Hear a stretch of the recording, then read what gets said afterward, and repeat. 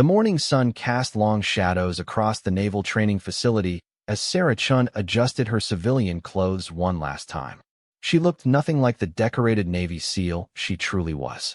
Instead of her usual tactical gear, she wore simple jeans, sneakers, and a plain t-shirt that made her appear like any other new recruit trying to make it through basic training. Sarah had been given an unusual assignment by Admiral Richards himself. For the past 6 months, there had been concerning reports about Training Unit Delta 7. Multiple recruits had filed complaints about excessive roughness during drills, inappropriate conduct from instructors, and what some described as bullying disguised as training. The Navy took these allegations seriously, but every official investigation had come up empty. The instructors would clean up their act whenever they knew they were being watched. That's where Sarah came in. With 15 years of experience and multiple deployments under her belt, she had volunteered for this undercover operation. Her mission was simple: pose as a struggling recruit and document exactly what was happening in Delta 7. The Navy needed concrete evidence before they could take action against the instructors. Sarah had spent weeks preparing for this role. She had studied the backgrounds of typical recruits, practiced looking uncertain and inexperienced, and even let her normally pristine physical conditioning slip slightly so she would appear more like someone still building their strength. It was harder than any combat mission she had ever undertaken because everything went against her instincts. As she walked through the gates of the training facility, Sarah reminded herself of her cover story. She was Sarah Mitchell, a 22-year-old college dropout from Ohio who had decided to join the Navy after struggling to find direction in life. She had barely passed the initial fitness requirements and was known to be clumsy during technical exercises. On paper, she was exactly the kind of recruit that problematic instructors might target. The other recruits in her group seemed genuine enough. There was Marcus, a tall kid from Texas who spoke with enthusiasm about serving his country. Jennifer was a quiet girl from Maine who kept to herself, but showed determination in everything she did. Tony was the class clown, always trying to lighten the mood with jokes, while Rebecca was intensely focused and competitive. Their first instructor appeared at exactly 0600 hours. Chief Petty Officer Williams was a mountain of a man with arms like tree trunks and a voice that could be heard across the entire base. He looked at the group of new recruits with obvious disdain, his eyes lingering on each person as if he was already deciding who would wash out first. "Listen up, maggots," Williams barked. "You think you want to be sailors? You think you have what it takes to defend this country? Look around you. Half of you will be gone by the end of the week, and the other half will wish they were." Sarah made sure to look nervous, shifting her weight from foot to foot and avoiding direct eye contact. She had seen hundreds of drill instructors during her career, and Williams seemed typical enough so far. Tough, intimidating, but nothing that crossed any lines yet. The morning started with basic physical training. Williams led them through a series of exercises that were challenging but fair. Sarah had to constantly remind herself to struggle more than she naturally would. When they did push-ups, she made sure to shake with effort and drop to her knees before the others. During the run, she fell toward the back of the group, breathing heavily and looking like she was fighting to keep up. "Mitchell," Williams shouted as they finished their third lap around the track. "You're dragging behind like a sick dog. What's your problem?" Sarah stumbled slightly as she stopped running, bending over to catch her breath. "Sorry, Chief. I'm trying my best." "Your best isn't good enough," Williams replied, but his tone was more disappointed than cruel. "Drop and give me 20. As Sarah struggled through the push-ups, intentionally making them look much harder than they were, she noticed Williams watching her with something that might have been concern rather than anger. Maybe the reports about Delta 7 were exaggerated, or maybe Williams was one of the good instructors. That theory was tested during their first technical training session. The recruits were learning basic knot tying, a fundamental skill that every sailor needed to master. Sarah had tied these knots thousands of times in her career, but she forced herself to fumble with the rope, creating loose, sloppy knots that would never hold under pressure. "What is that supposed to be, Mitchell?" came a new voice from behind her. Sarah turned to see Petty Officer First Class Rodriguez approaching her station. Unlike Williams, Rodriguez had a different energy about him. Where Williams seemed tough but professional, Rodriguez carried himself with an edge that made Sarah's instincts prickle with warning. "It's a bola knot, Petty Officer Rodriguez," Sarah said, making her voice sound uncertain. Rodriguez picked up her rope and examined the deliberately poor knot she had tied. "This is garbage. A kindergarten kid could tie a better knot than this." He threw the rope down on her table with more force than necessary. "Start over." Sarah began readying the knot, again making it look like she was struggling with the basic technique. Rodriguez stood directly behind her, close enough that she could feel his breath on her neck. It was an intimidation tactic that crossed the line of appropriate instructor behavior. "Faster," Rodriguez demanded. "In a real emergency, taking this long would get people killed." "I'm trying to get it right," Sarah replied, adding a slight tremor to her voice. "Trying isn't good enough." Rodriguez suddenly grabbed her hands, gripping them tightly enough to hurt. "Like this," he said, forcing her fingers through the motions of tying the knot. His grip was unnecessarily painful, and Sarah could see red marks forming on her wrists where his fingers dug in. This was exactly the kind of behavior the Navy had received complaints about. She memorized every detail: the time, the location, Rodriguez's exact words and actions, and the presence of other witnesses. The training session continued, and Sarah noticed that Rodriguez seemed to single out certain recruits for harsher treatment. Marcus, the enthusiastic kid from Texas, was constantly criticized for minor mistakes. Jennifer, the quiet girl from Maine, was subjected to personal comments about her appearance that had nothing to do with military training. "You look like you haven't slept in a week, Jenkins," Rodriguez told Jennifer as she practiced rope splicing. "Maybe if you spent less time worrying about your hair and more time studying, you might actually learn something." Jennifer's face flushed red, but she kept working without responding. Sarah could see tears forming in the young woman's eyes, and it took all of her self-control not to step in and put Rodriguez in his place. She reminded herself that her mission was to observe and document, not to interfere. The real test came during the afternoon combat training session. The recruits were learning basic self-defense techniques, which meant they would be practicing on each other under instructor supervision. This was exactly the kind of scenario where inappropriate roughness could be disguised as legitimate training. Rodriguez paired Sarah with Marcus for the first exercise. They were supposed to practice basic escape techniques, with one person holding the other and their partner breaking free using proper form. It should have been a controlled, safe learning environment. "Mitchell, you're the attacker first," Rodriguez instructed. "Grab Williams around the chest and hold tight. Williams, your job is to break free using the technique I just demonstrated." Sarah approached Marcus and grabbed him in a bear hug from behind, applying just enough pressure to simulate a real attack without actually hurting him. Marcus attempted the escape technique, stepping to the side and using his elbow to break her grip. He executed it perfectly on his first try. "Not bad, Williams," Rodriguez acknowledged. "Now switch positions. Williams, you grab Mitchell. And don't go easy on her just because she's a girl. In real combat, the enemy won't care about your gender." Marcus looked uncomfortable with the instruction to not go easy on her, but he followed orders and grabbed Sarah in a bear hug. She allowed herself to struggle convincingly for a few seconds before executing a textbook escape that she made look clumsy and accidental. "Lucky break, Mitchell," Rodriguez said. "But luck won't save you in a real fight. Let's try it again, and this time, Williams, I want you to really hold on. Make her work for it." This was where things started to cross the line.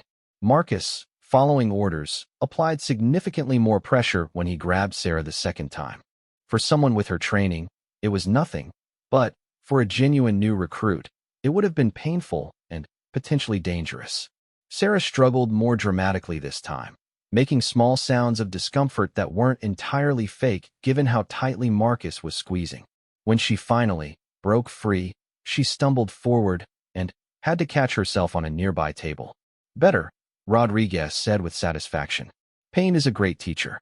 You'll remember that technique now because you had to fight for it." The pattern continued throughout the session. Rodriguez consistently instructed the stronger recruits to use excessive force when practicing with their weaker partners. He seemed to take particular pleasure in watching people struggle and show signs of discomfort. When Jennifer was paired with a larger male recruit for grappling practice, Rodriguez encouraged her partner to use his full strength advantage. "Don't let her squirm away easy," he told the young man. "In real combat, your opponents will try to overpower you." Sarah watched as Jennifer was thrown to the mat harder than necessary, the wind clearly knocked out of her. The young woman lay there for several seconds, gasping for breath, while Rodriguez stood over her with his arms crossed. "Get up, Jenkins," he ordered. "The enemy won't wait for you to catch your breath." Jennifer struggled to her feet, tears now flowing freely down her face. Sarah could see that she was hurt, favoring her left side where she had hit the mat. But Rodriguez showed no concern for her condition. "Maybe if you spent more time in the gym instead of the beauty salon, you could handle basic training," Rodriguez commented loud enough for everyone to hear. That was a clear violation of military conduct standards. Instructors were supposed to be tough, but professional. Personal attacks on a recruit's appearance had no place in legitimate training, and Sarah was building a strong case against Rodriguez. The day's final exercise was hand-to-hand combat practice. The recruits were supposed to learn basic striking techniques using padded equipment, but Rodriguez had different plans. "Forget the pads," he announced. "Real fighting doesn't come with safety equipment. You need to learn what it feels like to take a hit and keep fighting." Williams, the chief petty officer who had seemed more reasonable earlier, looked uncomfortable with this instruction. "Sir, regulations require protective gear for combat training." Rodriguez turned on Williams with cold fury. "Are you questioning my methods, Chief?" "No, sir, just pointing out the safety protocols." "The safety protocols are making our sailors soft," Rodriguez replied. "These recruits need to learn that war is ugly and painful.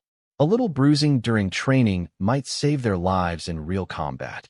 Williams backed down, but Sarah could see he wasn't happy about it. She was beginning to understand the dynamic in Delta 7. Rodriguez was clearly the problem, but he outranked Williams and the other instructors. They might have concerns about his methods, but they were afraid to challenge him directly. The combat practice proceeded without protective equipment. Sarah found herself paired with Tony, the class clown who had been making jokes all day. Rodriguez specifically instructed them to practice palm strikes to the solar plexus, a technique that could cause serious injury if performed at full force. "I want to see real contact," Rodriguez demanded. "None of this patty cake nonsense. Hit like you mean it." Tony looked nervous about striking Sarah with full force, but he was clearly afraid of Rodriguez's reaction if he held back. When his turn came to attack, he delivered a palm strike that was harder than it should have been for training purposes, though Sarah's conditioning allowed her to absorb it without showing much reaction. "Harder," Rodriguez barked. She barely felt that. Tony's next strike was genuinely painful, even for someone with Sarah's experience. For a normal recruit, it would have been potentially dangerous. She doubled over slightly, making it look like the blow had affected her more than it actually had. "That's better," Rodriguez said with satisfaction.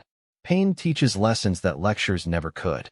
As the training day finally ended, Sarah helped her fellow recruits gather their equipment and prepare for evening chow. Several of them were obviously hurting from the day's excessive training, but none wanted to complain openly for fear of being labeled as weak or troublemakers. "You okay?" Marcus asked Sarah quietly as they walked toward the mess hall. "Yeah, just sore," Sarah replied, maintaining her cover. "Is it always like this?" "Rodriguez has been getting worse lately," Marcus admitted, looking around to make sure no instructors were within earshot. "Some of the guys who've been here longer say he used to be tough, but fair. Something changed a few months ago." This was valuable intelligence. If Rodriguez's behavior had deteriorated recently, there might be a specific cause that the Navy could address. Sarah made a mental note to investigate what might have happened in Rodriguez's personal or professional life a few months earlier. During dinner, Sarah sat with her fellow recruits and listened to their quiet conversations about the day's training. The consensus was clear.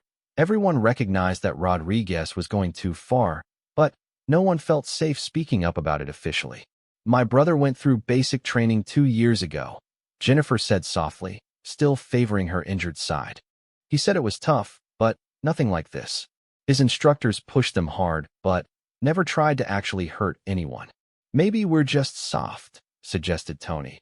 Though he didn't sound convinced, second week of training brought new challenges and revealed even more concerning behavior from the instructors. Sarah had settled into her role as the struggling recruit Sarah Mitchell, and her fellow trainees had accepted her as one of them.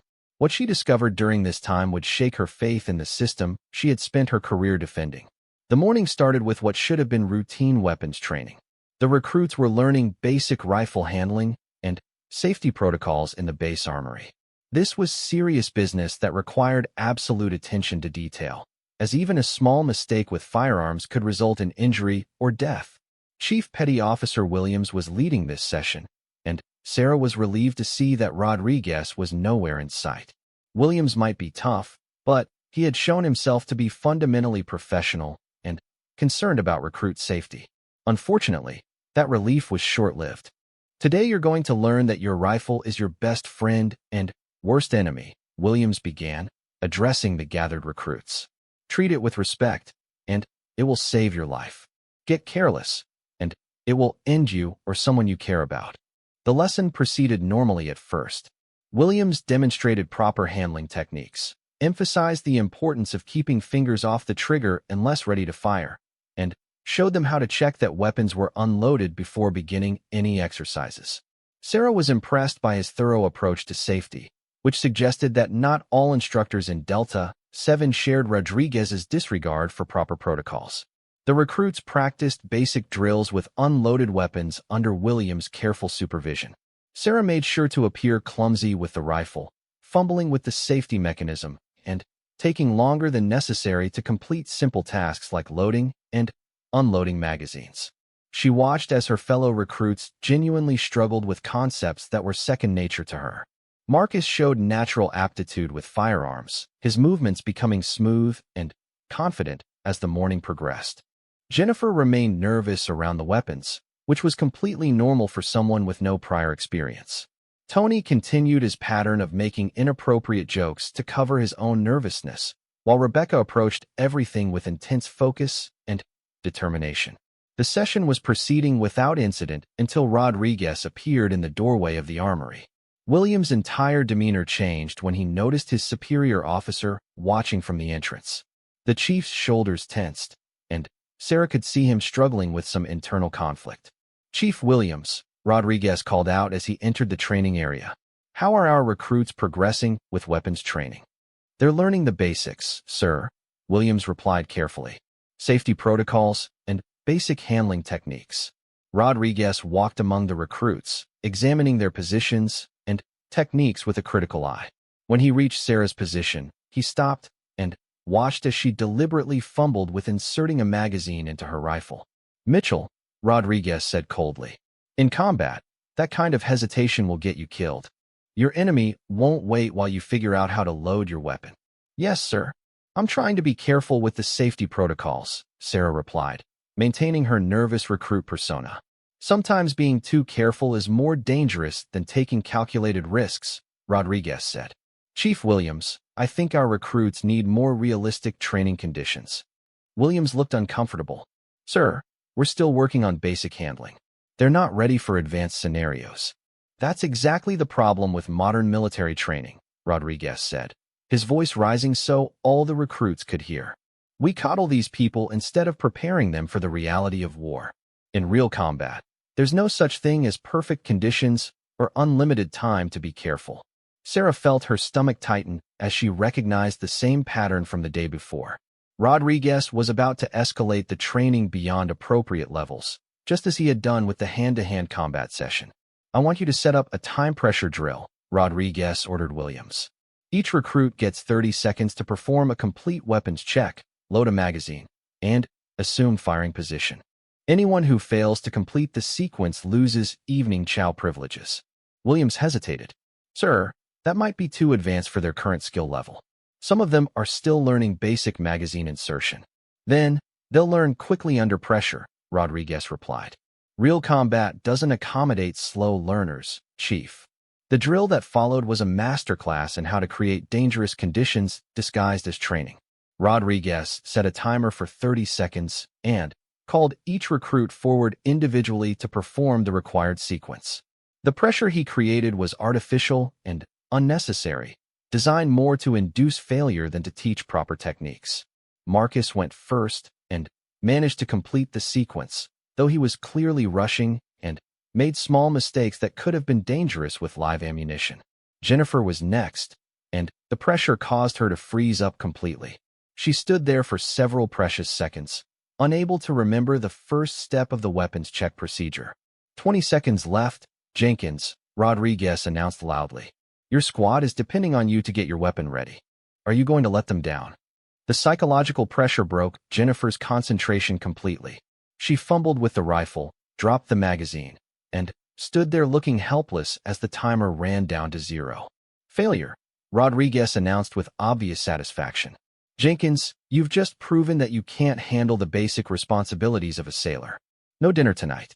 Maybe hunger will motivate you to take training more seriously. Sarah watched this performance with growing anger. Denying meals as punishment for training failures violated multiple military regulations and basic human decency. Rodriguez was using food as a weapon to control and humiliate the recruits, which had nothing to do with legitimate military instruction. When Sarah's turn came, she faced a dilemma. She could easily complete the sequence in the allotted time, but doing so would be inconsistent with her cover as a struggling recruit. On the other hand, if she failed intentionally, she would be subjected to the same punishment as Jennifer, which would limit her ability to continue gathering evidence. Sarah decided to walk the line between success and failure. She completed the weapons check correctly, but slowly, loaded the magazine with obvious difficulty, and assumed firing position just as the timer reached 29 seconds. It was cutting it close enough that Rodriguez couldn't criticize her performance, but sloppy enough to maintain her cover. Barely acceptable, Mitchell, Rodriguez said with disappointment. In real combat, that extra second could mean the difference between life and death. The drill continued with mixed results. Tony failed completely, joining Jennifer in losing dinner privileges. Rebecca succeeded, but only by rushing through safety procedures in a way that would have been dangerous with live ammunition. By the end of the session, 3 recruits had been denied meals for failing to meet an arbitrary and excessive standard. After weapons training, Sarah found herself walking with Williams as they moved to the next training area. The chief seemed troubled by what had happened in the armory, and Sarah sensed an opportunity to gather more intelligence about the situation in Delta 7. Chief Williams, she said hesitantly, playing up her naive recruit role. Is it normal for instructors to deny meals for training failures? Williams glanced around to make sure they were out of earshot from other instructors before answering. It's complicated, Mitchell. Different instructors have different methods. It just seems harsh, Sarah pressed gently. I mean, Jennifer was really trying. She was just nervous. Some people learn better under pressure, Williams replied, but his tone suggested he didn't entirely believe his own words. Petty Officer Rodriguez has been through multiple combat deployments. He knows what it takes to survive in real situations. Sarah could hear the internal conflict in Williams' voice. He was trying to defend his superior officer while clearly having doubts about the methods being used. This confirmed her growing suspicion that Rodriguez was the primary problem in Delta 7, but that other instructors were either too intimidated or too conflicted to challenge him effectively. The afternoon brought another revealing incident during what should have been routine physical training. The recruits were learning basic obstacle course navigation, which involved climbing walls, crawling under barriers, and maneuvering through various physical challenges. It was the kind of training that naturally involved some bumps and bruises, which made it easier for abusive instructors to disguise excessive roughness as normal training hazards. Rodriguez had designed a modified obstacle course that included several elements that were unnecessarily dangerous for recruit-level training. One station required recruits to climb over a wall that was 2 feet higher than standard training obstacles. Another involved crawling under razor wire that was set lower than regulation height, making cuts and scrapes almost inevitable. In real combat, the enemy won't provide convenient obstacles designed for your safety, Rodriguez announced as he explained the course to the assembled recruits. You need to learn to overcome whatever challenges you encounter, regardless of the personal cost.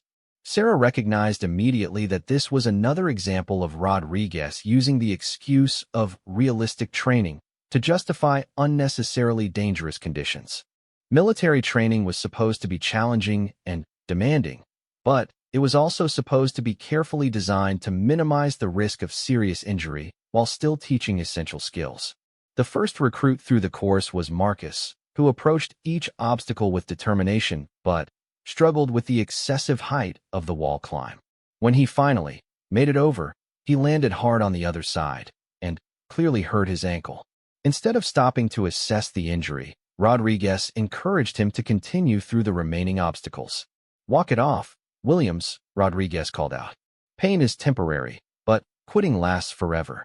Marcus limped through the rest of the course, clearly favoring his injured ankle but too afraid to stop and risk being labeled a quitter. By the time he finished, Sarah could see that he was in significant pain and probably needed medical attention. Jennifer's turn through the course was even more problematic. Her small stature made the oversized obstacles extremely difficult, and she struggled with the wall climb for several minutes before finally making it over. When she reached the razor wire crawling section, the low height of the barrier caused multiple cuts on her back and arms as she tried to squeeze underneath. "Keep moving, Jenkins," Rodriguez shouted as Jennifer paused to examine a particularly deep cut on her forearm. "Blood washes off, but failure stays with you forever." By the time Jennifer completed the course, her uniform was torn and bloody, and she looked like she had been through actual combat rather than training. Sarah was building a mental list of safety violations and evidence of excessive force that would be difficult for the Navy to ignore. When Sarah's turn came, she faced the same dilemma as during weapons training. She needed to struggle enough to maintain her cover while avoiding serious injury that would compromise her mission. She approached the obstacles with apparent determination but obvious inexperience, making each challenge look more difficult than it actually was for her. At the wall climb, Sarah made several false starts and appeared to struggle with the technique before finally making it over. She landed in a controlled fall that looked clumsy but avoided actual injury. The razor wire section required more careful acting, as she needed to appear to get cut without actually allowing the wire to cause serious damage to her skin. "Not bad for a beginner, Mitchell," Rodriguez said as she completed the course. "But you need to move faster. Speed saves lives in combat situations." The pattern of excessive training continued throughout the week. Rodriguez consistently pushed the boundaries of acceptable instruction, always with explanations about preparing recruits for real combat conditions. He seemed to take particular pleasure in watching people struggle and fail, and Sarah began to suspect that his behavior was driven more by personal psychological issues than by any legitimate training philosophy. During a communications exercise, Rodriguez required recruits to operate radio equipment while being subjected to loud noises and artificial stressors designed to simulate combat conditions. The noise levels were excessive and potentially damaging to hearing, and the stress techniques bordered on harassment rather than training. In real combat, you won't have the luxury of perfect conditions for communication, Rodriguez explained as he cranked up speakers that blasted static and explosions at volumes that made normal conversation impossible. You need to learn to function under extreme stress. Sarah watched as her fellow recruits struggled to complete basic radio procedures while being subjected to sensory overload that served no legitimate training purpose. Jennifer broke down crying during her turn at the radio, unable to concentrate under the artificial pressure Rodriguez had created. "Crying won't help you when your unit is depending on you for emergency communication," Rodriguez told her coldly. "Maybe you're not cut out for military service." The psychological harassment was becoming as concerning as the physical abuse. Rodriguez seemed determined to break down the recruits mentally as well as physically, using techniques that had more in common with torture than with professional military training. Sarah's most disturbing observation came during a night training exercise that was supposed to teach basic navigation skills. The recruits were divided into pairs and given compasses and maps for an orienteering course that should have been completed in about 2 hours. Rodriguez modified the exercise by providing inadequate equipment and deliberately confusing instructions. "You've got until 400 hours to complete the course," Rodriguez announced at 2,200 hours. "That's 6 hours for what should be a 2-hour exercise," so you have plenty of time if you don't get lost. What Rodriguez didn't mention was that some of the compasses he provided were deliberately damaged or incorrectly calibrated, and the maps had key landmarks removed or altered. This wasn't training. It was sabotage designed to ensure that some teams would fail and could then be punished for their poor performance. Sarah was paired with Marcus, whose ankle injury from the obstacle course was still bothering him. As they set out into the darkness, she had to be careful to appear lost and confused while actually knowing exactly where they were and how to reach their destination. "I think we're going the wrong way," Sarah said after they had been walking for an hour, despite knowing they were actually on the correct path. "Maybe we should ask for help," Marcus suggested, clearly struggling with his injured ankle. Rodriguez said asking for help would result in automatic failure, Sarah reminded him, playing her role as a concerned teammate. They continued through the night, with Sarah subtly guiding them toward the correct destination while making it appear that they were struggling with navigation. She watched as other teams wandered aimlessly in the darkness, victims of Rodriguez's sabotaged equipment and instructions. One team never made it back at all. Jennifer and Tony had been given a compass that was off by nearly 40 degrees, ensuring that they would head in completely the wrong direction no matter how carefully they followed their readings. They were still lost in the woods when the 0400 deadline arrived, and Rodriguez used their failure as an excuse for another round of punishment and humiliation. Jenkins and Rodriguez are still wandering around in circles. The third week of training marked a turning point in Sarah's undercover mission. What she witnessed during this period would not only provide the evidence needed to build a case against Rodriguez, but also test her own limits as she watched the systematic destruction of young people's confidence and well-being under the guise of military instruction. The week began with an announcement that chilled Sarah to the bone. Rodriguez had decided to implement what he called peer evaluation sessions, where recruits would be required to publicly critique each other's performance and identify the weakest members of their group. This wasn't a legitimate military training technique. It was psychological manipulation designed to turn the recruits against each other and create an atmosphere of suspicion and betrayal. Today you're going to learn that in combat, your unit's survival depends on everyone performing at their best, Rodriguez announced to the assembled recruits. Weak links in the chain get everyone killed. It's time you learn to identify and eliminate those weak links before they become a problem. Sarah immediately recognized this as an adaptation of techniques used by hostile interrogators to break down group cohesion and resistance. It had no place in legitimate military training, where the goal was to build teamwork and mutual support rather than destroy it. The session was held in a classroom where the recruits were arranged in a circle, facing each other. Rodriguez positioned himself at the front of the room like a judge preparing to render verdicts. The atmosphere was tense and uncomfortable as everyone realized they were about to be forced to attack their teammates. "We'll start with Mitchell," Rodriguez said, fixing his gaze on Sarah. "I want you to identify the 3 weakest members of your training group and explain specifically why they don't belong in the Navy." Sarah felt her stomach clench. This was exactly the kind of situation she had been dreading since beginning her undercover mission. She couldn't participate in the psychological abuse of her fellow recruits, but refusing would blow her cover and end the investigation before she had gathered sufficient evidence. "I don't think I'm qualified to evaluate the other recruits, sir," Sarah said carefully. "We're all still learning." Rodriguez's eyes narrowed dangerously. "That's not what I asked, Mitchell. I gave you a direct order. Identify the 3 weakest links in this group." The room fell silent as everyone waited to see what Sarah would do. She could feel the eyes of her fellow recruits on her, some fearful that she might name them, others curious to see if she would stand up to Rodriguez's intimidation.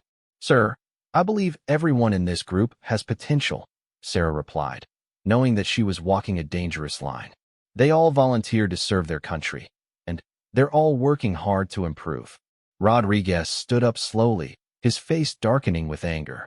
"So you're refusing to follow orders, Mitchell? Do you understand what that means for your military career?" "I'm not refusing orders, sir. I'm telling you my honest assessment that everyone here deserves a chance to succeed." The confrontation stretched out for several tense seconds before Rodriguez suddenly smiled, which was somehow more frightening than his anger had been. "Interesting. Very interesting. We'll come back to you later, Mitchell. Williams, you're next. Marcus looked like he was going to be sick as Rodriguez turned his attention to him. The young man from Texas had shown nothing but enthusiasm and natural aptitude throughout training. But now he was being forced to attack his teammates or face Rodriguez's wrath. Sir, I think we all have different strengths. Marcus began hesitantly. I didn't ask about strengths, Rodriguez interrupted. I asked about weaknesses. Who in this group is most likely to get you killed in combat? Marcus struggled with the question for several minutes before finally, reluctantly, naming Tony as someone who might benefit from additional training. It was the mildest criticism possible, but Rodriguez seized on it immediately. Elaborate, Rodriguez demanded. What specifically makes Rodriguez a liability? He sometimes makes jokes during serious moments, Marcus said quietly, clearly hating himself for saying it. Rodriguez turned to Tony with predatory satisfaction. So your teammates think you're a clown who doesn't take military service seriously. How does that make you feel, Rodriguez? Tony's face flushed red with humiliation and anger. I make jokes to keep morale up, sir. I take the training seriously. Your teammate disagrees, Rodriguez replied. Maybe you should consider whether you're really cut out for military service if your own peers see you as a problem. The session continued in this vein for over an hour, with Rodriguez forcing each recruit to criticize their teammates while he amplified every negative comment into a devastating character assassination. By the end, several people were crying, friendships had been strained, and the group cohesion that had been building over the past weeks was completely shattered. Sarah watched this destruction with growing horror, realizing that Rodriguez wasn't just physically abusive. He was psychologically sophisticated in his cruelty. He understood exactly how to use military hierarchy and peer pressure to inflict maximum emotional damage while maintaining plausible deniability about his methods. The aftermath of the peer evaluation session was visible in everything that followed. The recruits who had been friends now avoided eye contact with each other. Conversations became stilted and careful as everyone worried about saying something that might be used against them in future evaluation sessions. The natural teamwork that had been developing was replaced by suspicion and self-protection. Jennifer, who had been struggling with confidence throughout training, was now completely withdrawn. Several recruits had identified her as a weak link during the session, and Rodriguez had made sure she understood exactly what her teammates thought of her performance. Maybe they're right, Jennifer confided to Sarah later that evening as they cleaned equipment together. Maybe I don't belong here. Don't let him get in your head, Sarah replied, dropping her recruit persona for a moment. You're stronger than you know. How can you say that? Jennifer asked with tears in her eyes. Everyone thinks I'm holding the group back. Sarah wanted desperately to tell Jennifer the truth about what was happening, to explain that Rodriguez was deliberately manipulating everyone, and that the criticism didn't reflect reality. But maintaining her cover was essential to stopping Rodriguez permanently rather than just providing temporary comfort to one recruit. The psychological manipulation was just the beginning of that week's horrors. Rodriguez had also decided to implement what he called stress testing, which involved subjecting recruits to artificial emergency scenarios designed to provoke panic rather than teach actual survival skills. The first stress test took place in a mock ship compartment that could be flooded with water. The scenario was supposed to teach damage control procedures, but Rodriguez had modified it to create genuine terror rather than controlled learning experiences. You've got 3 minutes to seal the leak and pump out the water before the compartment floods completely, Rodriguez announced as he locked the recruits inside the mock ship section. Failure means drowning. Success means you might live to see another day. What the recruits didn't know was that Rodriguez had sabotaged some of the equipment they needed to complete the exercise successfully. The hand pumps were deliberately damaged, and some of the sealing materials had been removed or replaced with defective substitutes.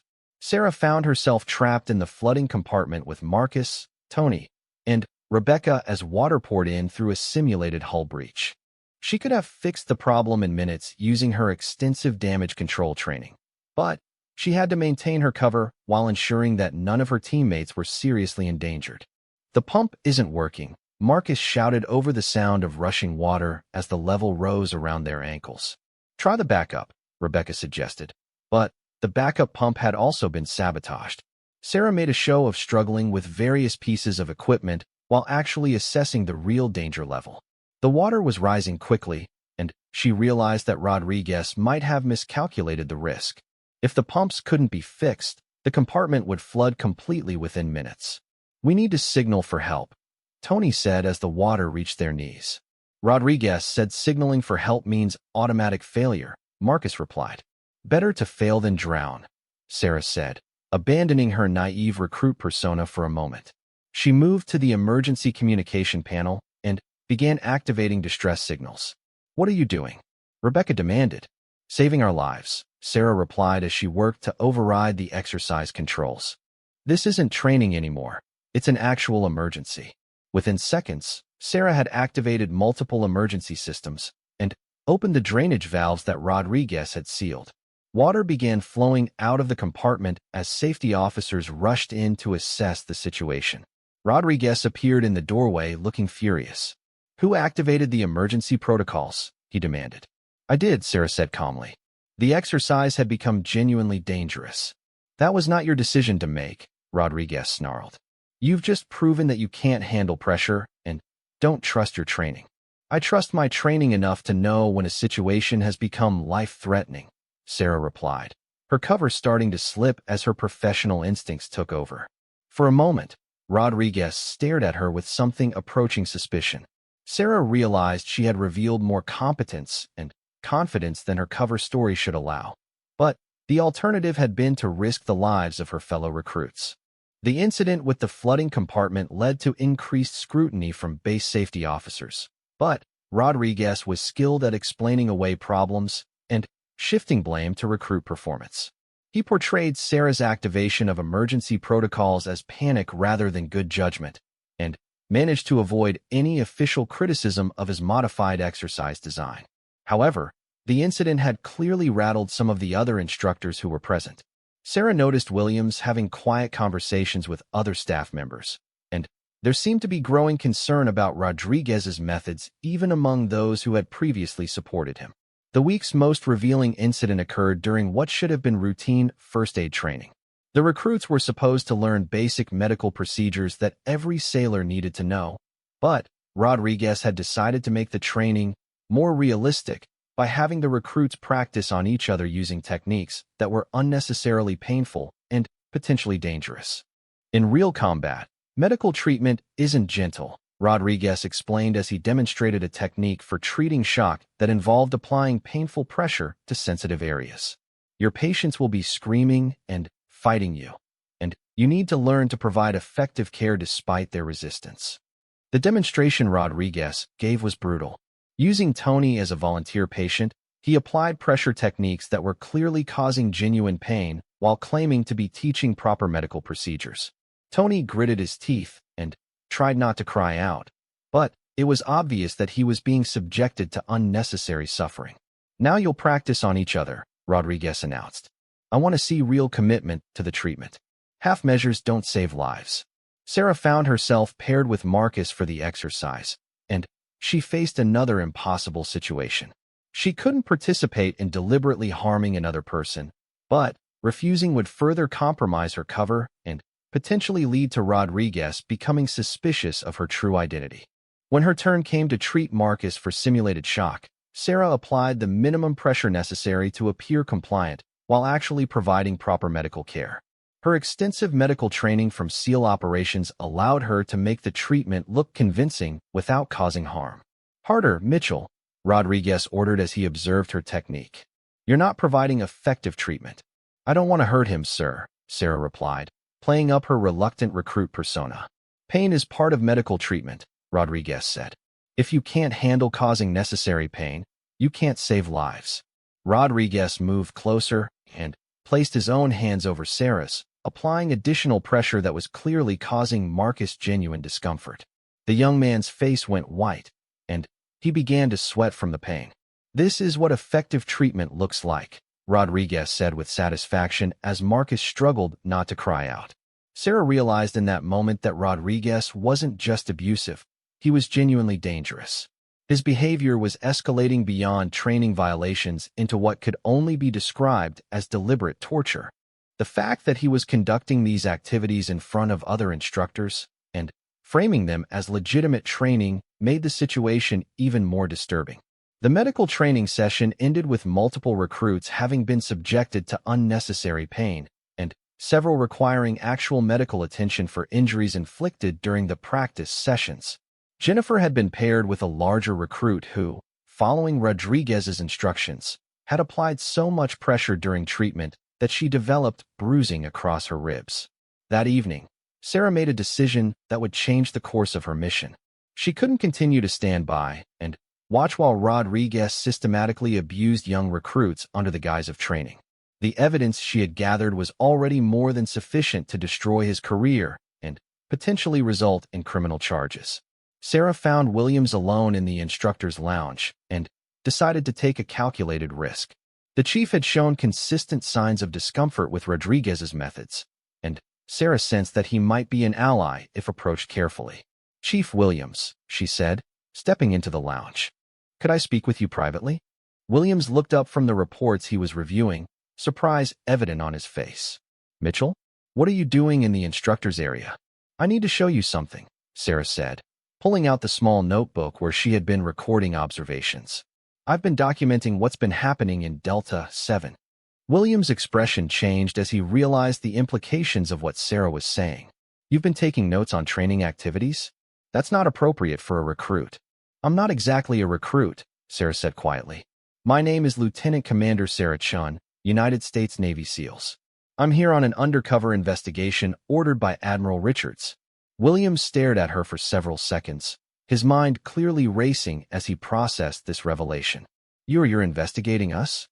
"I'm investigating reports of inappropriate training methods in Delta 7, Sarah clarified. "Based on what I've observed, those reports were accurate.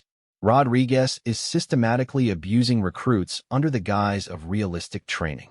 Williams sat down heavily, his face reflecting the conflict Sarah had sensed throughout the week. "I've been worried about his methods, but he's my superior officer. I didn't know how to address my concerns through proper channels." "You can start by helping me document what's been happening," Sarah said. "These recruits deserve better than what they're getting, and Rodriguez needs to be stopped before he causes permanent harm." Williams looked at the notebook Sarah held, then back at her face. "What do you need from me?" "I need you to file an official report supporting my observations," Sarah replied. "Your statement as a fellow instructor will carry weight that recruit testimony might not." It was a risk to reveal her identity to Williams, but the decision to reveal her identity to Chief Williams marked the beginning of the end of Sarah's undercover mission. But it also set in motion a series of events that would expose the full scope of the problems within Delta 7. What she discovered in the following days would shake the entire training command and force the Navy to confront systemic issues that went far beyond one rogue instructor. Williams proved to be exactly the ally Sarah had hoped for. That evening, he provided her with detailed documentation of his own concerns about Rodriguez's methods, including incident reports he had filed that had been mysteriously buried in the administrative system. It became clear that Rodriguez had been covering up complaints and manipulating the reporting structure to avoid scrutiny from higher command. "I filed 3 separate reports about safety violations in the past month," Williams explained as they reviewed his documentation. Each time, Rodriguez claimed the incidents were normal training accidents and convinced the administrative officer to classify them as routine rather than requiring investigation. Sarah studied Williams' reports and realized that they painted a picture of systematic abuse that extended back much further than her own observations. Rodriguez had been escalating his inappropriate behavior over several months, gradually pushing boundaries until what he was doing now bore little resemblance to legitimate military training. "How many other instructors are aware of what's happening?" Sarah asked. "Most of them have concerns, but Rodriguez has created an atmosphere where challenging him seems impossible," Williams replied. "He's senior to all of us, and he has connections in the training command that make people afraid to speak up." This revelation added a new dimension to Sarah's investigation. It wasn't just about documenting Rodriguez's abuse. It was about understanding how the command structure had failed so completely that obvious misconduct could continue unchecked for months. The next morning brought what would become the final straw in Rodriguez's reign of terror. He had planned what he called an ultimate stress test that combined elements of all the abusive training methods he had been employing over the past weeks. The exercise was designed to push recruits beyond their breaking points while providing Rodriguez with maximum opportunity to inflict psychological and physical suffering. The scenario involved a simulated prisoner of war situation where recruits would be subjected to interrogation techniques designed to test their resistance to enemy questioning. In the hands of a professional instructor, such training could be valuable for preparing sailors for potential capture scenarios. In Rodriguez's hands, it became an excuse for sanctioned torture. Today you're going to learn what happens when you fall into enemy hands, Rodriguez announced to the assembled recruits. The techniques we'll use are based on real interrogation methods employed by hostile forces. Some of you will break. That's expected. What matters is learning your limits and understanding how to protect classified information under extreme duress. Sarah immediately recognized that this exercise would cross multiple lines that should never be crossed in training scenarios. The techniques Rodriguez described were not standard resistance training methods. They were actual torture techniques that had been banned from military training after previous abuses had been exposed. The recruits were divided into groups, with some assigned to play the role of interrogators and others designated as prisoners. Sarah found herself in the prisoner group along with Jennifer, Marcus, and 2 other recruits. Rodriguez would personally oversee their interrogation sessions, which immediately set off every alarm bell in Sarah's mind. The first phase involved what Rodriguez called physical conditioning to simulate the effects of capture and imprisonment. The prisoner group was confined in a small, dark room that had been deliberately heated to uncomfortable levels. They were given minimal water and no food, and were forced to maintain stress positions for extended periods. "This is what capture feels like," Rodriguez announced as he supervised their confinement. "Your enemies won't be concerned about your comfort or your rights as prisoners of war." After several hours of this treatment, the individual interrogation sessions began. Sarah watched as her fellow recruits were taken one by one into a separate room where Rodriguez conducted what he called enhanced questioning techniques. Marcus was the first to return, and he was visibly shaken by whatever had happened during his session. His hands were trembling, and he wouldn't make eye contact with anyone. When Jennifer quietly asked if he was okay, he just shook his head and stared at the wall. Jennifer was next, and Sarah could hear shouting from the interrogation room even through the thick walls. The session lasted over an hour, and when Jennifer finally emerged, she was crying uncontrollably and had obvious bruising on her arms where she had been restrained. When Sarah's turn came, she entered the interrogation room with every sense on high alert. What she found confirmed her worst fears about how far Rodriguez had fallen into genuine sadism.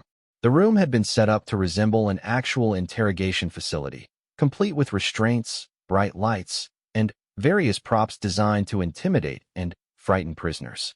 Rodriguez stood in the center of the room wearing a confident smile that made Sarah's skin crawl. "Welcome to your worst nightmare, Mitchell," Rodriguez said as 2 other instructors moved to restrain her arms. "Let's see how long it takes to break that stubborn attitude of yours." What followed was not training. It was systematic abuse that violated every standard of military conduct and human decency. Rodriguez employed stress positions, sleep deprivation techniques, temperature manipulation, and psychological pressure tactics that would have been considered torture if used on actual prisoners of war. "Tell me about your fellow recruits," Rodriguez demanded as Sarah was forced to maintain a painful stress position with her arms extended above her head. "Who among them is likely to break under pressure?" Sarah recognized this as another attempt to force her to betray her teammates, similar to the peer evaluation session, but with the added element of physical coercion. She also realized that Rodriguez was no longer even pretending that this was legitimate training. He was using the exercise as an opportunity to indulge his sadistic impulses. "They're all committed to serving their country," Sarah replied, maintaining her cover while refusing to provide the responses Rodriguez was looking for. "Wrong answer," Rodriguez said, signaling to one of the other instructors to apply additional physical pressure to Sarah's position. The interrogation continued for over 2 hours, with Rodriguez employing increasingly aggressive techniques to try to break Sarah's resistance. For someone with her SEAL training, the physical aspects were manageable, but she was horrified to realize that these same techniques were being used on young recruits who had no training or preparation for resisting such treatment. When the session finally ended, Sarah was returned to the holding area where she found her fellow recruits in various states of psychological and physical distress. Jennifer was still crying and had withdrawn completely into herself.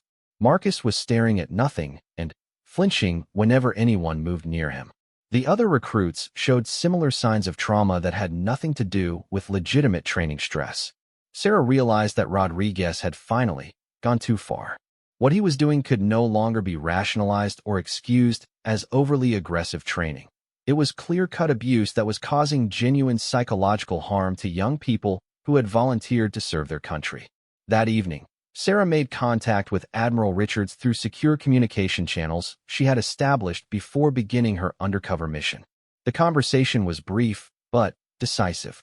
"Admiral, this is Lieutenant Commander Chen reporting from Delta 7, Sarah said over the encrypted line. "I need immediate intervention. The situation here has escalated beyond training violations into criminal abuse." "What's the current status, Commander?" Admiral Richards asked.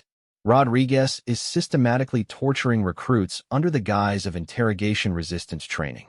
We have multiple victims showing signs of psychological trauma, and the behavior is escalating.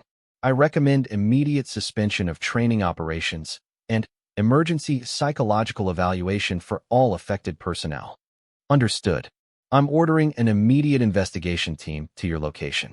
Maintain your cover until they arrive, but prioritize the safety of the recruits over the mission if necessary." "Copy that, Admiral. I also have Chief Williams prepared to provide corroborating testimony and documentation of previous incidents." "Excellent work, Commander. We'll have people on site within 12 hours. After ending the communication, Sarah returned to the barracks where her fellow recruits were trying to process what they had experienced during the interrogation exercise. The atmosphere was heavy with trauma and confusion as young people tried to understand whether what had happened to them was normal military training or something else entirely. "Is it supposed to be like that?" Marcus asked quietly as they prepared for lights out. "I mean, I expected training to be tough, but that felt like something else." "I don't think so," Rebecca replied. She had been one of the last to undergo interrogation and was still visibly shaking from the experience. "I've talked to people who went through military training, and none of them described anything like what happened today." Jennifer hadn't spoken since returning from her interrogation session. She sat on her bunk staring at nothing, occasionally touching the bruises on her arms as if she couldn't quite believe they were real. Sarah's heart broke watching this young woman struggle to process trauma that should never have been inflicted on her. "We need to report this," Tony said suddenly. "What happened today wasn't training. It was abuse." "Report it to who?" Marcus asked. "Rodriguez runs this program. The other instructors either participate or look the other way. There have to be people above Rodriguez," Rebecca insisted. "The Navy doesn't condone torture." Sarah wanted desperately to tell them that help was already on the way, but she had to maintain her cover for just a few more hours.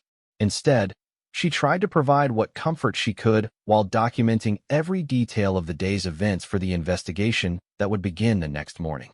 The final revelation came when Sarah discovered the revelation of Sarah's true identity triggered a chain of events that would reshape training protocols throughout the entire Naval Command structure. What began as an investigation into one problematic training unit became a comprehensive review of military instruction standards and accountability measures that had far-reaching implications for how the Navy prepared its personnel. Rodriguez's reaction to discovering that he had been under investigation was immediate and revealing. Instead of attempting to justify his actions or express remorse for the harm he had caused, he flew into a rage that confirmed every suspicion about his psychological instability and unfitness for command. "You have no right to spy on military personnel," Rodriguez shouted, his face flushing red with anger and panic. "This is entrapment. Everything I did was legitimate training designed to prepare these recruits for real combat conditions." Sarah remained calm as she continued recording Rodriguez's outburst. Legitimate training doesn't involve torture techniques banned by the Geneva Convention. Legitimate training doesn't require psychological manipulation designed to break down recruits rather than build them up. And legitimate training certainly doesn't involve the sexual coercion you were planning for tonight. The mention of sexual coercion seemed to hit Rodriguez like a physical blow. He realized that his intentions had been completely transparent to Sarah, and that his behavior had been documented by someone with the training and experience to recognize predatory conduct when she saw it. That's not what this was, Rodriguez protested weakly. You're misinterpreting normal disciplinary procedures. Normal disciplinary procedures don't require private late-night meetings in isolated locations, Sarah replied. Your pattern of behavior demonstrates clear intent to abuse your position of authority for personal gratification. The confrontation was interrupted by the arrival of Chief Williams and two other instructors who had heard the shouting from the equipment storage area. Williams took one look at the situation and immediately understood what was happening. Rodriguez, Williams said firmly, step away from the commander and report to the duty office immediately. Rodriguez turned his fury toward Williams, apparently forgetting that he was no longer dealing with intimidated recruits, but with fellow military personnel who would not tolerate his behavior. You're part of this conspiracy, Rodriguez accused Williams. All of you are trying to destroy my career because you're jealous of my combat experience and training expertise. Williams exchanged a look with Sarah before responding. The only person who has destroyed your career is you, Rodriguez. Your conduct over the past months has been a disgrace to the uniform and a betrayal of every recruit who trusted you to train them properly. Within hours of Sarah's revelation, Admiral Richards arrived at the training facility with a full investigation team that included military police, psychological evaluation specialists, and training standards inspectors. The speed of the response demonstrated that the Navy was taking the situation seriously and was prepared to take immediate action to protect current and future recruits. The investigation team interviewed every recruit who had been subjected to Rodriguez's training methods, as well as all instructors and support staff who had witnessed or been aware of the inappropriate conduct. The testimony they gathered painted a comprehensive picture of systematic abuse that had been escalating for months. Jennifer, who had been so traumatized by the interrogation exercise that she had barely spoken since, found the courage to provide detailed testimony about her experiences. With the support of military counselors and the knowledge that Rodriguez was no longer in a position to retaliate against her, she was able to describe the extent of the psychological and physical abuse she had endured. He made it clear that he enjoyed watching us suffer, Jennifer told the investigators through tears. It wasn't about making us stronger or teaching us anything. He wanted to see how much pain he could cause before we broke completely. Marcus provided testimony about the peer evaluation sessions and how Rodriguez had deliberately turned recruits against each other to create an atmosphere of suspicion and betrayal. He wanted us to hate each other, Marcus explained. He said that trust was a weakness that would get us killed in combat, but that's not true. Military units are supposed to work together and support each other. Tony described the equipment sabotage during the navigation exercise and how Rodriguez had set up failure scenarios that served no legitimate training purpose. He gave us broken compasses and then punished us for getting lost, Tony said. That's not training, that's just cruelty. Rebecca, who had shown the most resistance to Rodriguez's psychological manipulation, provided insight into his targeting strategies. He picked on people he thought were vulnerable, she testified. Jennifer because she was shy and uncertain. Tony because he used humor to cope with stress. Marcus because he was naturally trusting and wanted to please authority figures. He was hunting for weaknesses he could exploit. The investigation also revealed that Rodriguez's misconduct extended beyond his treatment of current recruits. Military police discovered that he had been filing false reports about recruit performance, manipulating administrative systems to hide safety violations, and using his position to intimidate other instructors who tried to challenge his methods. Chief Williams provided crucial testimony about the command structure failures that had allowed Rodriguez's behavior to continue unchecked. I filed multiple reports about safety concerns and inappropriate training methods, Williams explained to investigators. Each time, Rodriguez managed to have them reclassified as routine incidents or training accidents. He had connections in the administrative chain that protected him from scrutiny. The investigation expanded when it was discovered that Rodriguez's problems were not limited to Delta 7. Military police found evidence that he had exhibited similar behavioral patterns during his previous assignment, but complaints had been covered up or dismissed due to his combat record and the reluctance of military personnel to challenge a decorated veteran. Dr. Elizabeth Hayes, a military psychologist brought in to evaluate Rodriguez, provided expert testimony about his psychological condition. The subject exhibits clear signs of post-traumatic stress disorder exacerbated by what appears to be underlying antisocial personality traits, Dr. Hayes reported. His combat experiences may have triggered the PTSD, but the sadistic enjoyment he derives from inflicting suffering on others suggests deeper psychological issues that predate his military service. This psychological evaluation became crucial to understanding how Rodriguez had been able to function as an instructor while harboring such destructive tendencies. It also raised important questions about the military screening and monitoring procedures for personnel in positions of authority over recruits. The broader implications of the Delta 7 investigation became clear when Admiral Richards ordered a comprehensive review of training protocols across all naval facilities. What investigators found was a systemic problem of inadequate oversight and accountability measures that had allowed multiple instances of abuse to occur at different locations. The Rodriguez case is not an isolated incident, Admiral Richards announced during a press conference addressing the investigation findings. We have identified fundamental weaknesses in our training oversight structure that allowed inappropriate conduct to continue undetected for extended periods. This is unacceptable, and we are implementing immediate reforms to prevent future occurrences. The reforms implemented as a result of Sarah's investigation were comprehensive and far-reaching. New protocols required independent monitoring of all training activities, with evaluators who reported directly to high command rather than to local training officers. Psychological screening procedures for instructors were enhanced to identify potential warning signs of abusive behavior. Most importantly, new reporting mechanisms were established that allowed recruits and junior personnel to report concerns without fear of retaliation. Sarah's role in exposing the abuse was recognized with both official commendations and the quiet gratitude of the recruits she had helped protect. However, she found the personal satisfaction of seeing justice done to be more meaningful than any formal recognition. "What you did took incredible courage," Jennifer told Sarah during a private conversation after Rodriguez had been arrested and charged with multiple violations of military law. "You could have blown your cover at any time to stop what was happening to us. But you stayed long enough to make sure he could never do this to anyone else." "You and the others showed the real courage," Sarah replied. "You survived his abuse and found the strength to testify against him. That's what will prevent this from happening to future recruits." Marcus, who had recovered much of his natural enthusiasm after Rodriguez's removal, expressed similar sentiments.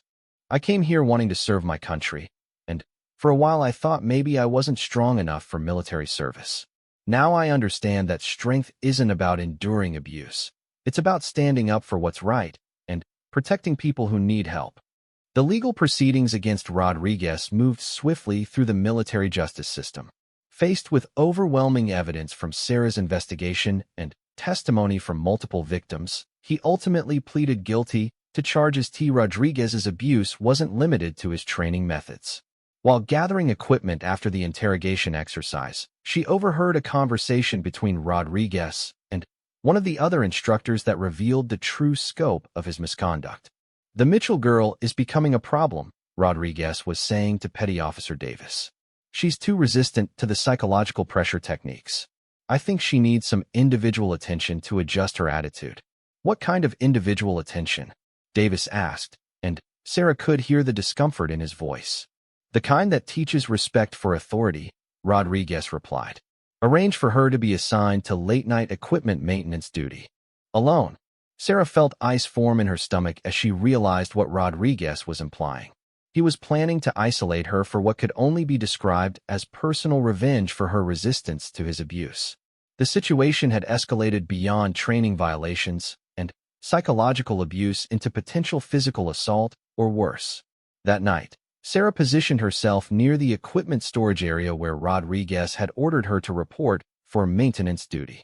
She came armed with recording equipment and emergency communication devices, prepared to document whatever Rodriguez had planned while being ready to defend herself if necessary. Rodriguez appeared at the storage facility at 2,300 hours, and his demeanor was completely different from his usual instructor persona. Gone was any pretense of military professionalism or training purpose. He approached Sarah with the confident swagger of a predator who believed he had cornered helpless prey. "So, Mitchell," Rodriguez said as he entered the storage area and closed the door behind him. "It's time you and I had a private conversation about your attitude problem." "What kind of conversation, sir?" Sarah asked, making sure her recording equipment was capturing everything. "The kind where you learn that there are consequences for challenging authority," Rodriguez replied, moving closer to her in a way that was clearly threatening. "You've been causing problems since day one, and I think it's time you understood your place in the chain of command." What Rodriguez had planned became clear as he continued speaking. He intended to use his position of authority to coerce and intimidate Sarah into submission, employing techniques that had nothing to do with military training and everything to do with personal dominance and control. It was at this moment that Sarah made the decision to end her undercover mission. Rodriguez had revealed himself to be not just an abusive instructor, but a genuine predator who posed an immediate danger to any recruit under his authority. Maintaining her cover was no longer possible or advisable given the direct threat he presented. "I think there's been a misunderstanding, Petty Officer Rodriguez," Sarah said, her voice taking on the command authority that came from 15 years of military leadership experience. "I'm Lieutenant Commander Sarah Chun, United States Navy SEALs, and you are under investigation for systematic abuse of recruits under your command." Rodriguez's confident demeanor evaporated instantly as he realized that his intended victim was actually a senior officer who had been documenting his every move for weeks.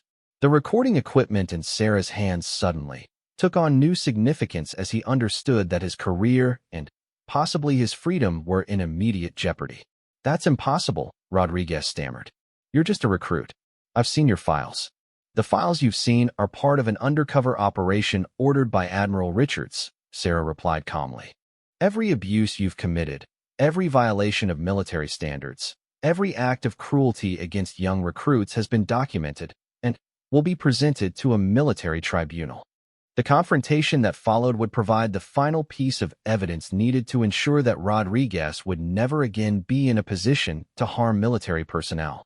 His reaction to discovery revealed the true nature of his character and confirmed that the Navy's decision to investigate Delta 7 had been absolutely necessary. Sarah realized that she needed an ally inside the instructor corps to ensure that Rodriguez couldn't simply cover up his behavior when her investigation became official. Williams had shown enough integrity and concern for recruit welfare that she was willing to trust him with the truth. "There's something else you should know," Williams said after a long pause. "Rodriguez hasn't always been like this. His behavior changed dramatically about 4 months ago, right after he came back from deployment. Some of us think he might be dealing with PTSD or other combat-related stress, but he refuses to seek help and won't admit there's a problem." This was valuable intelligence that helped explain Rodriguez's behavior without excusing it. If he was indeed suffering from combat-related psychological issues, that would be relevant to how the Navy addressed the situation. However, it didn't change the fact that he was currently unfit for duty and posed a danger to the recruits under his command. "Whatever the underlying cause, the behavior needs to stop immediately," Sarah said. "These young people came here to serve their country, and they're being betrayed by the very system they volunteered to defend." Williams nodded grimly. "What's our next move?" Sarah smiled for the first time in weeks, finally, feeling like she wasn't completely alone in trying to protect the recruits from Rodriguez's abuse. "We're going to bring this whole thing into the light." Rodriguez announced to the assembled recruits who had managed to complete the course. "This is what happens when you can't handle basic military skills. They're proving that they don't have what it takes to be sailors."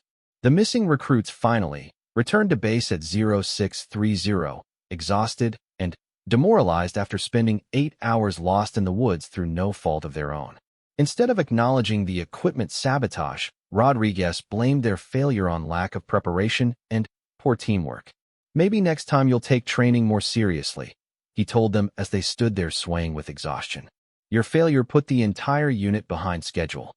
By the end of the second week, Sarah had documented a clear pattern of abusive behavior that went far beyond tough, but legitimate military training. Rodriguez was systematically using his position to inflict unnecessary suffering on recruits under the guise of realistic preparation for combat. His methods were creating a climate of fear and intimidation that was counterproductive to actual learning and skill development. More concerning was the effect this abuse was having on the other instructors. Williams clearly had misgivings about Rodriguez's methods, but he seemed paralyzed by the chain of command and unwilling to challenge a superior officer directly. The other instructors in the unit were either absent during the worst incidents or appeared to be following Rodriguez's lead out of fear rather than conviction. Sarah realized that her mission was uncovering something more serious than inappropriate training methods. Rodriguez's behavior suggested possible psychological instability that could pose a danger not just to current recruits, but to anyone under his command. The systematic nature of the abuse, combined with his obvious enjoyment of others' suffering, pointed to deeper problems that required immediate intervention. As she prepared her mental notes for the detailed report she would eventually submit to Admiral Richards, Sarah reflected on the courage and resilience of her fellow recruits. Despite the abuse they were enduring, most of them remained committed to their goal of serving in the Navy.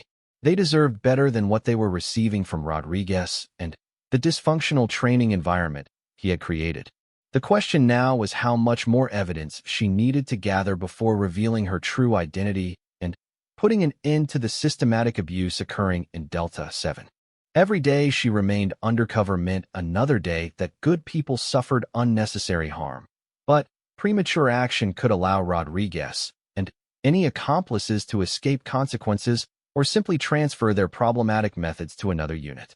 Sarah knew that her next decision would be crucial not just for her mission, but for the safety and future of every recruit who would pass through Delta 7's training program. Said by his own words. "No," said Rebecca, the competitive one who rarely spoke during training. "I've done martial arts for years. Good instructors push you to your limits without trying to injure you. Rodriguez enjoys watching people suffer. That's not training, that's sadism." Sarah was impressed by Rebecca's insight. The young woman had identified exactly what made Rodriguez's behavior inappropriate. It wasn't the difficulty of the training that was the problem. It was the instructor's obvious pleasure in causing unnecessary pain and humiliation. As the recruits finished their meal and prepared for evening study time, Sarah reflected on everything she had observed during her first day undercover. She had already witnessed multiple violations of military training protocols. Rodriguez had used excessive physical contact during the knot-tying lesson, leaving marks on her wrists. He had made inappropriate personal comments about recruits' appearances. He had deliberately encouraged dangerous levels of force during combat training. He had violated safety regulations by removing required protective equipment. Most concerning of all, he seemed to take personal satisfaction in watching recruits suffer. But Sarah also understood that one day of observations wouldn't be enough to build a case that would result in disciplinary action. Rodriguez was clearly experienced at walking the line between tough training and outright abuse. He was careful to frame his excessive methods as necessary preparation for real combat situations. Sarah knew she would need to document a pattern of behavior over several days or weeks before the Navy would take decisive action. She also needed to understand the full scope of the problem. Was Rodriguez acting alone, or were other instructors involved?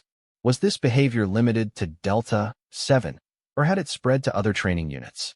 As she settled into her bunk that night, surrounded by the quiet conversations and occasional snores of her fellow recruits, Sarah began planning her strategy for the days ahead.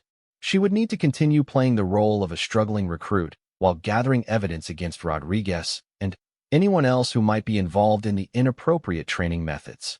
The mission was more challenging than she had anticipated, not because of the physical demands or the need to maintain her cover, but because of the emotional difficulty of watching good people suffer abuse while being unable to immediately intervene. Every instinct she had developed during her years as a SEAL told her to protect those who couldn't protect themselves, but her duty required her to observe and document rather than act.